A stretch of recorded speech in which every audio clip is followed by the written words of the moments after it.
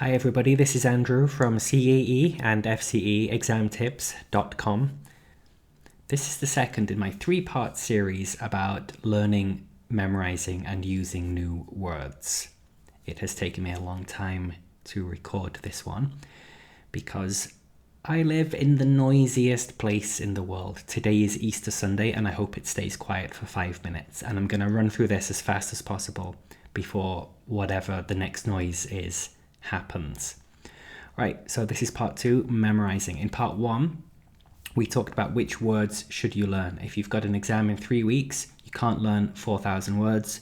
Which 50 words, which 100 words do you focus on? This is about, once you've chosen that word, how do you get it to stick into your head? Right? Mentality comes first. Stop being negative. Unless it's about your neighbors who are noisy, then you can be negative because it's annoying.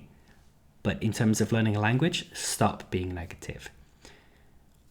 Or another way to write that would be positive. In fact, I should have written that. Be positive. But it's too late, I've done it now. My students always say things like, not about everything, but about certain words, certain phrases, certain bits of grammar. Oh, I can't do this. I'll never learn this. Okay, then you won't. You have to change that. You say, yeah, I can't do this today, but I will tomorrow. Something like that, right? Start to be a bit more positive about things. If you are not positive, you will not learn it. Fact. So you must find a way to change that way of thinking. Here in the German-speaking countries, they write, oh, I got 3 wrong. So if there's 10 questions, they got 3 wrong. In England, we would write, oh, I got 7 correct. Right? Now, I don't think English students are better, but the mentality is better, right? That's the way of thinking. I got 7 right today, and I got 6 right last week, so I'm getting better. I don't think it's very helpful to think, oh, I got 3 wrong. So if you have 1,000 questions, do you say I got 997 correct, which sounds amazing, or do you say, oh, I got 3 wrong, right? Change that. Reframing is a psychological term. It means changing the way you see the world. So instead of saying, oh, I can't do this, I made a mistake, I'm a failure, you have to think, change the frame, like the frame of a photo, of a painting, for example. That's the frame. Reframe it. Mistakes are good because I learn more from mistakes. That may or may not be true, but you can think that. Okay, so mentality is the starting point. Those are some ideas on how to get yourself in a better frame of mind. Another thing is stress. Stress will stop you from doing the things you want to do. If you are stressed, you are not going to learn anything. And you can sit and you can study for 1 hour, 2 hours, 10 hours. It doesn't matter. Nothing's going to happen inside your brain. So you need to unwind. You need to relax. You need to prepare your brain to receive new information. And you do that by meditation. Go on YouTube.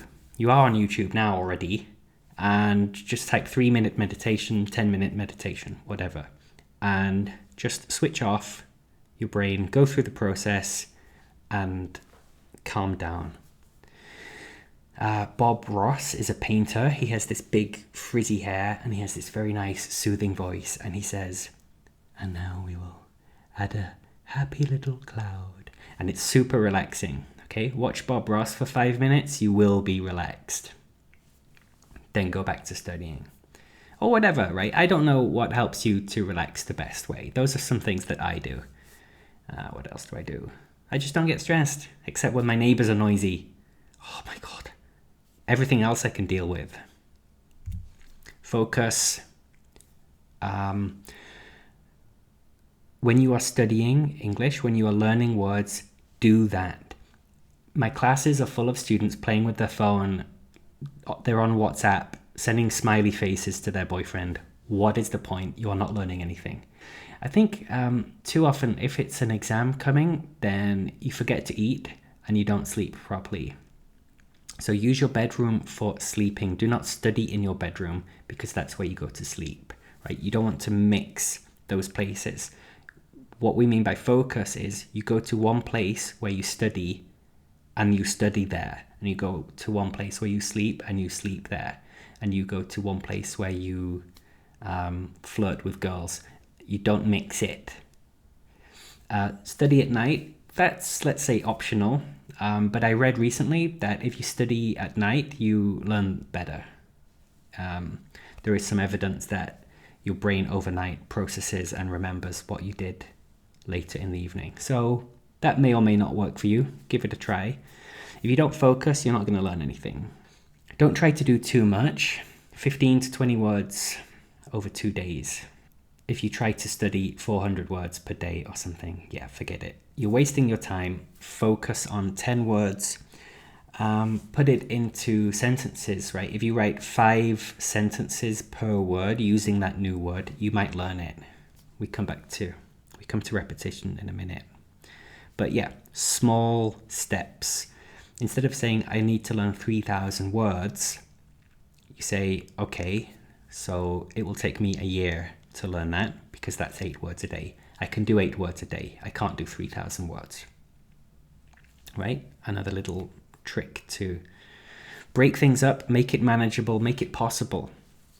Pomodoro is a technique where you work for 25 minutes, you focus on one task for 25 minutes, then you take a 5-minute break, and you can get all these kinds of timers and stuff like that. There are apps. I think you can even just type it into Google and it will do it for you. Just type 25-minute timer. That's quite useful. It will just automatically make a countdown. So you can see there, this person is studying for 25 minutes. And you find if you do that, that's a really long time. It's a long time for me. I did it recently. I tried to do something for 25 minutes. And after 5 minutes, I was like, oh, I need to check my messages. Yeah, so 25 minutes it feels like a long time actually. So do it like that. Focus on the new vocabulary for 25 minutes, then stop. You can read more about Pomodoro if that sounds interesting, and many top business people use that method. Repetition is super important. It can get very boring, but you have to do it. This is the way things stick into your brain. So these are things that I learned as an English teacher. You have to, when you get a new word, you have to learn it or repeat it 3 times in the first 72 hours. So you hear it once and you must repeat it within the first 3 days. That gives you a 50% chance, 50% extra chance to remember it forever. All right, sounds good? It's quite easy, right? You learn the word, you practice it on the way home, and when you get up in the morning, something like that, 3 times. When I was working in Taiwan, the school there, they had some research that said students have to encounter a word, so reading it or writing it or whatever, a new word 70 times. Now, the number wasn't 70. I think it was like 57 or 64. I don't remember the number exactly. I just remember thinking, that's quite a lot.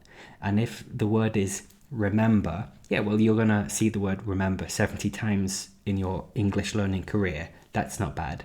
But some new word, some advanced word that you have to learn, you're not going to just notice that in books or on the news or whatever 70 times. You have to do it. You have to go out there and make those 70 times happen, right? So that's up to you.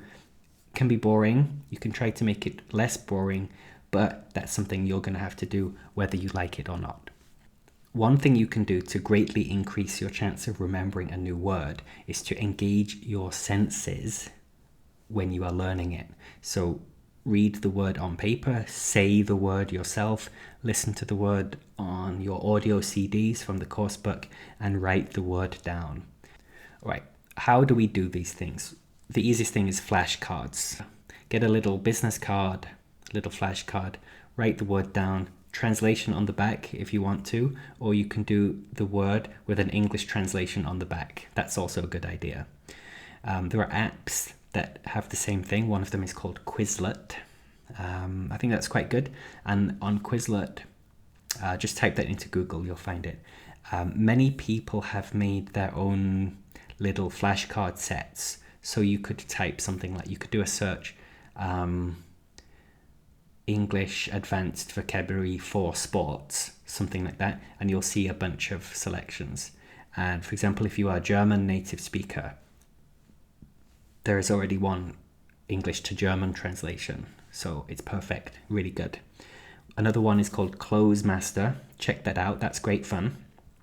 And Anki, that's a new one for me, but I looked at it and I thought, oh yeah, that's quite good. So check those ones out. If you've got a class book like Ready for Advanced, which is amazing, maybe don't write your answers in there. Write it on a notebook. Then you can repeat it more easily, right? So you can leave it a couple of weeks, go back, do the exercise again. Next is association, word association. If you make associations between what you're trying to learn and what it is, that's very helpful for the brain. So one example of doing that is learning bathroom words in the bathroom. So you're in the bathroom, you touch the sink and you say sink. Or if you're feeling very advanced, you can say, I'm touching the sink. What a beautiful sink. And so on, right? There's a limit to how useful that technique is, but the concept is quite powerful. So maybe you can find ways to do that. Do an English lesson in a supermarket, right? So as you're walking around, you're naming things to yourself in English in your head. Or if nobody's there, you can actually say it out loud. But people might think you're a crazy person. So you go around the supermarket. When you're on the bus, maybe, if you live in a big city, you can look at the things around you and you can say, oh, stadium. And you can practice whatever vocabulary on location, and that's going to be good. Sticky notes are a good way to do this. This guy, I'm not sure what language he was learning, but he put sticky notes all over his house and on his girlfriend there. So chin is dahan and nose is beanie and so on. You can see she's not super impressed, but the technique is correct, right? Okay, let's move on to the next topic, which is visualization. One thing you can do is you can engage the visual power of your brain, which you might know is one of the most powerful parts of your brain, to remember these things, to make links, for example, between a word in your language and a word in English. If I want to learn the German word for dog, which is Hund, then I might think, oh, that's quite difficult, but it's a bit like hand. So then I would imagine something that looked like a dog, but it had hands instead of paws. And then when I look at that in my head, I would think hand. Oh yeah, Hund, right? That would be my little visual trick to help myself learn that word, right? Okay. The more vivid, silly, and emotional you make it, the more memorable it will be. Maybe I don't just have the dog with little hands for feet, but I'm throwing him hands and he has to fetch the hand, but it's my hand. And when I look, I'm actually throwing my hand for him to play with. And I've just got like nothing here and it's painful. I'm like, argh, right? The more painful you make it, the more emotional, the more silly, the more extreme that picture is, the more easy it is for you to remember. Try that out a few times. Still on the topic of visualization, anything that has a picture and the word. And one thing that's good at that is Duolingo. Now, unfortunately, they don't have, it doesn't go to advanced levels, but this is the kind of thing I'm talking about. You see, this is learning Spanish. It says select the boy, and then you have a picture of a boy and it says El Niño. And you go, okay, well, that's going to help me learn it, isn't it? Because there's a picture as well. Now, you can do that yourself by using Google image search. It's not a perfect method. For example, using the word strike. Strike has at least 3 meanings. There's the business meaning of a strike. There's a strike in baseball, and a strike in bowling, or even just strike, like hitting somebody in the face, that could be called striking them. So strike has many meanings, but when you type strike into Google image search, that's what you get. So the main ones that you can see are the business meaning of strike, right? People don't want to go to work today. Maybe they're French. So that gives you a very clear image of what strike means. And at the top, you can see strike in bowling and strike in baseball. So I do that sometimes for my students. I will just print out a few pictures and I'll say, what word did I type into Google to find that picture? And that's based on last week's vocabulary.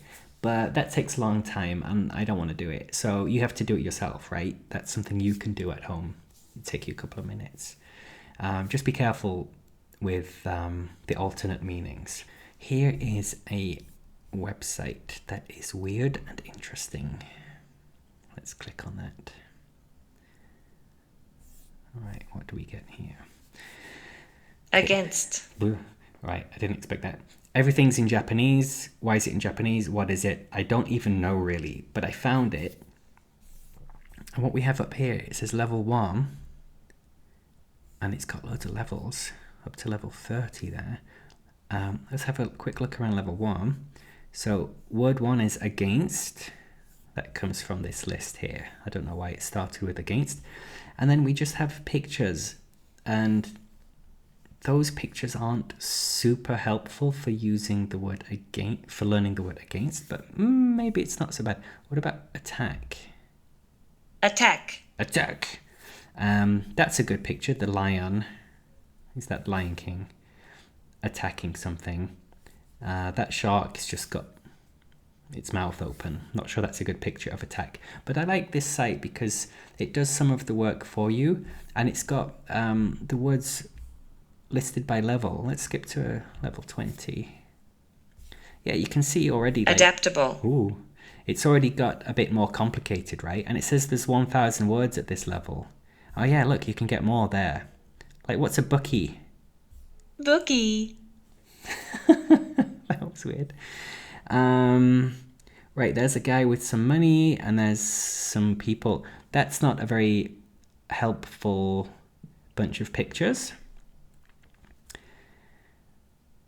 Here, banister. Banister. All right, I think this is a perfect way to learn the word banister, right? You've got pictures of banisters. I think it's pretty clear what a banister is. You heard the word banister. Let's hear it again. Banister. Banister.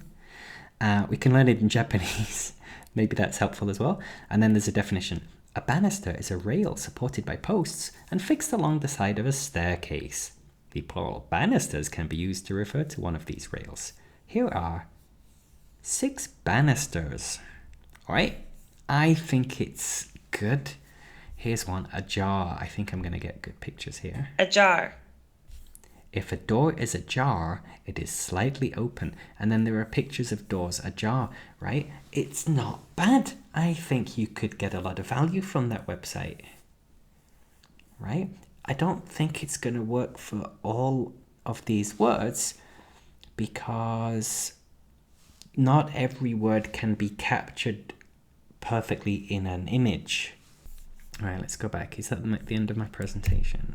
Oh, yeah, that's the end. So the next video I planned to make is about activating the vocabulary. So all of that stuff is in your head.